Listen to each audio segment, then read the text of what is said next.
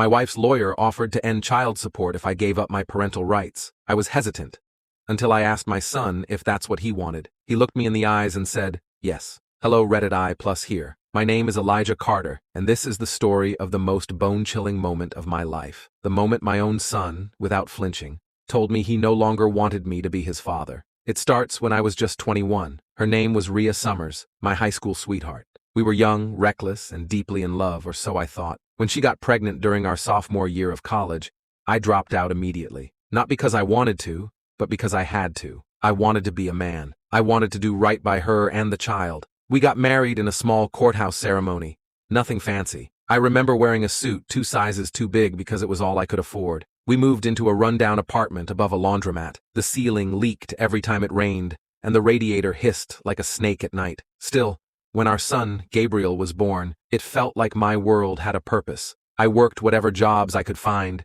dishwashing, delivering packages, even shoveling snow in the winter just to keep the heat on. I barely slept, but when I'd come home and see Gabe smile, when his tiny hands wrapped around my finger, all the exhaustion melted away. He was my little guy, my everything. For the first few years, Rhea and I tried to make it work, but the pressure wore us down. She grew distant, cold even. I chalked it up to stress or postpartum until one night I came home early from a late shift and found her on the couch with another man. It wasn't just physical. She looked at him the way she used to look at me. I filed for divorce the next week. Gabe was 7 at the time. We were awarded 50-50 custody, and for a while, things felt manageable. I lived for those 4 days a week with him.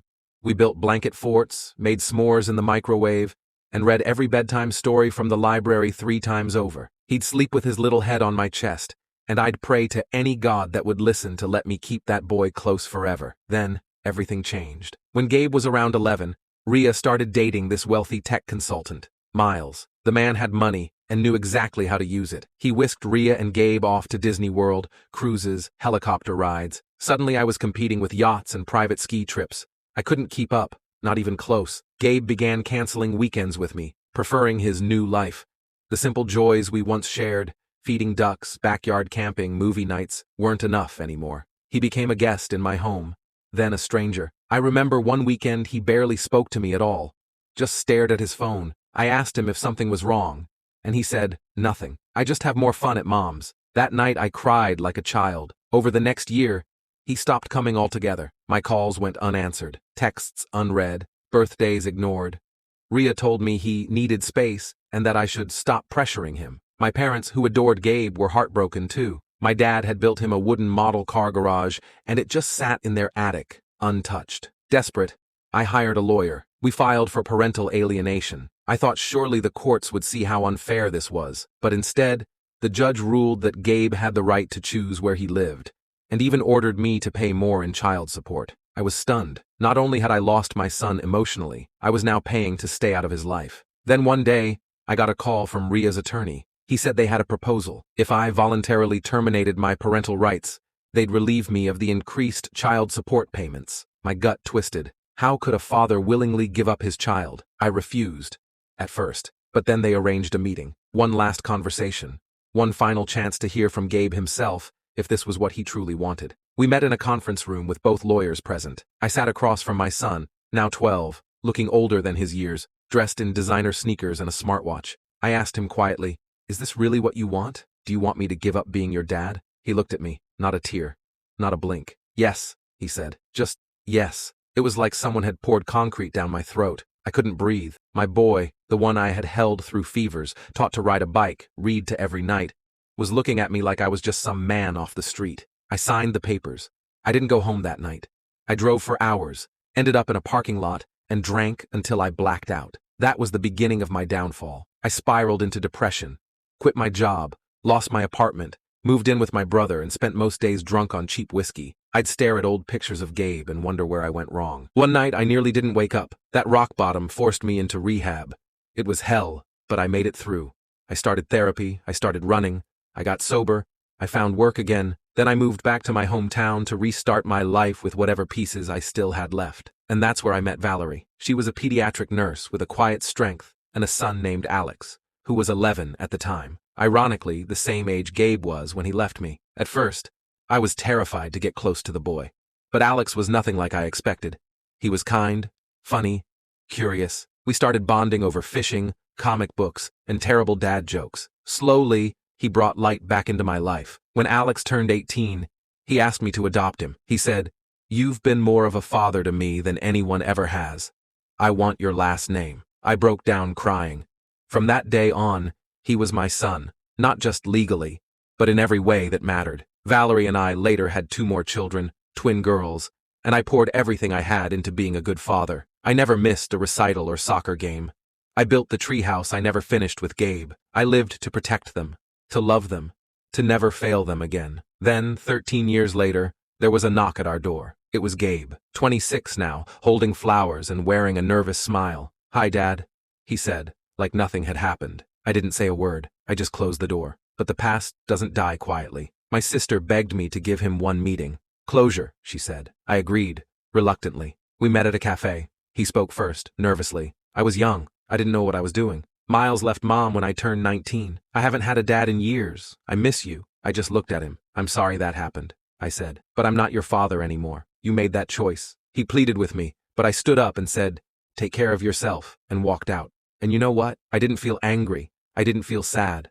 I felt free. Free from the years of grief, the questions that haunted me, the nights I spent wondering what I did wrong. I'd finally made peace with it. Today, I'm a father of 3 incredible kids, a husband to the most amazing woman I've ever known, and I have the life I never thought I'd deserve. I still think about the boy I lost sometimes, but I no longer ache for him. I realized something that day at the cafe. Being a father isn't about DNA. It's about presence, sacrifice, consistency, love. Gabe made a choice, and so did I, and I chose peace. A few weeks after that cafe meeting, I thought the past was finally put to rest. I had no intention of hearing from Gabriel again. I assumed the silence was mutual, that we had both accepted the reality and moved on with our separate lives. I was wrong.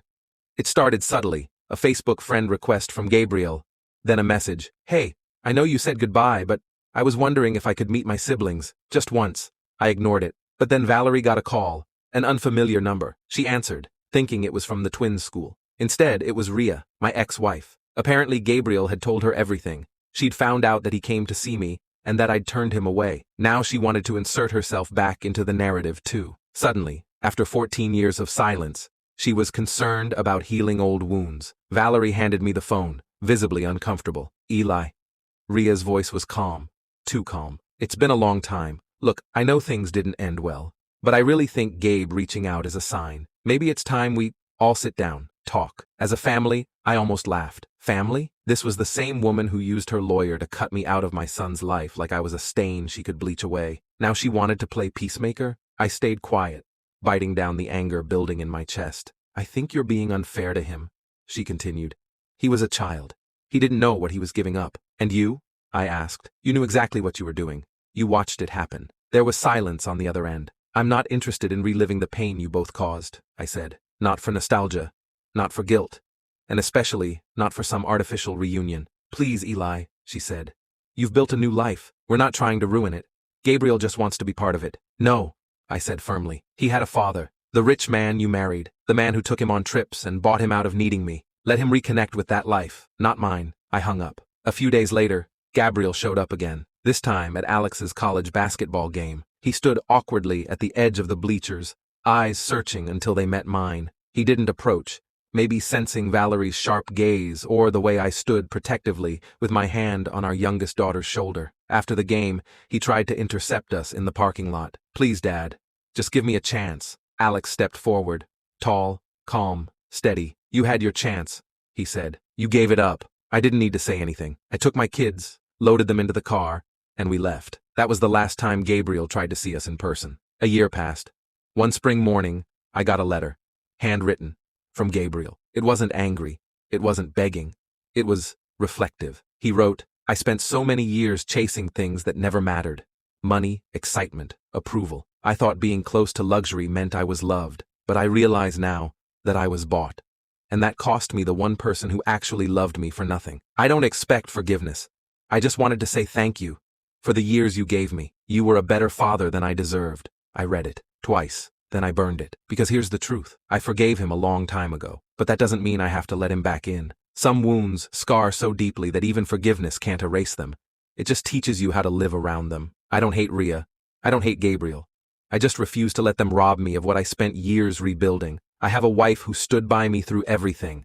I have a son who chose me without condition. 2 daughters who run into my arms after school and call me daddy with joy. That's my family. That's the life I protect. Closure isn't always a warm hug and a reconciled ending. Sometimes closure is a locked door, a calm goodbye, and the peace of never having to open it again. I hope Gabriel finds his path, but mine doesn't cross his anymore.